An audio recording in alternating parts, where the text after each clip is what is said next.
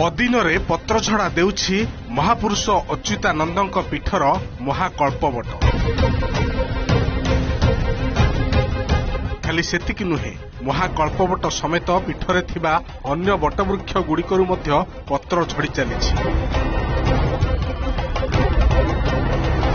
କଞ୍ଚା ପତ୍ର ସବୁ ଝଡ଼ିଯିବାରୁ ଖାଁ ଖାଁ ଦେଖାଯାଉଛି ବଟବୃକ୍ଷ।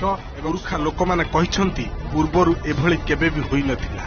କିନ୍ତୁ ଆମେ ଯୋଉ ବିରଳ ଜିନିଷ ଦେଖିଲୁ ଯେ ଠାକୁରଙ୍କ ପାଖରେ ଯୋଉ ପ୍ରଭୁଙ୍କର ଯୋଉ ଗଛ ସବୁ କୌଣସି ପ୍ରକାର ଗୋଟେ କୀଟ ଲାଗିକିରି ସେ କୀଟ ଗୁଡ଼ା ସବୁ ରାତିରେ ସବୁ ପଳେଇ ଆସୁଛନ୍ତି ମୂଳକୁ, ଦିନ ହେଲା ମାନେ